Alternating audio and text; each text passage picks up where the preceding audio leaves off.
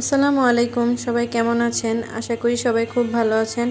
আমি আলহামদুলিল্লাহ অনেক ভালো আছি। চলে আসলাম আবার নতুন একটি ভিডিও নিয়ে। সকালে ঘুম থেকে উঠে আমি এখানে রান্নার জন্য কাটাবাছা করে নিচ্ছিলাম। এদিকে জিসান মুনিও আমাকে কাজে হেল্প করছিল।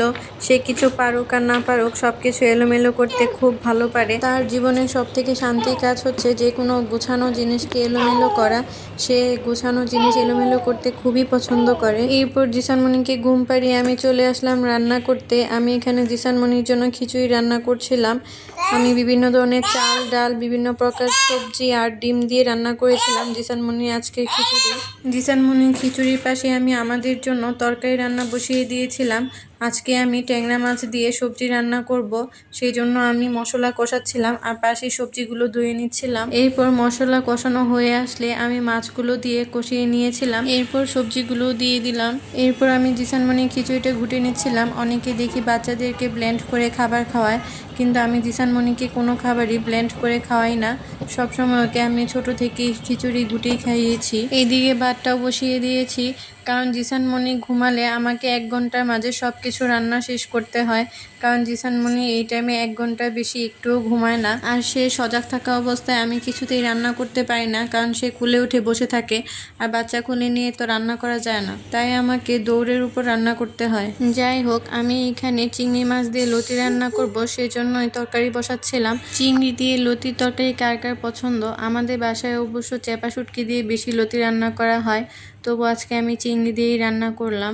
এইদিকে আমার রান্না শেষও হয়নি, আর জিসান বাবু ঘুম থেকে উঠে পড়েছে। তার ঘুমের সাথে দড়িও পাওয়া যায় না, বাকিটা তাকে কোলে নিয়েই রান্না করতে হবে। তোমাকে কোলে নিয়ে কি রান্না করা যায় বলো? তুমি কোল থেকে নামতে পারো না?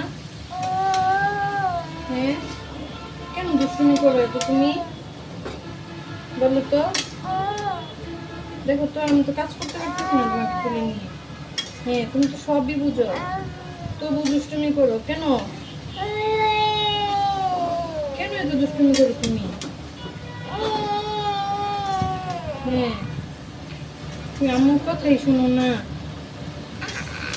কেন এমন করো বাবা? তুমি আমার কথা শোনো না কেন? হ্যাঁ, তাকে কোলে নিয়ে রান্না করেও শান্তি নেই। সে রান্না করে এটা ধরবে সেটা ধরবে, তার কোনো না কোনো কাজ করতেই হবে। সে একদম চুপ করে বসেই থাকতে পারে না বা কোলেও থাকে না, তার কোনো না কোনো কাজ করতেই হবে। সে এতটাই ভালো, এতটাই কাজের লোক। যাই হোক, এভাবে বাকি রান্নাটা তাকে কোলে নিয়েই শেষ করেছি।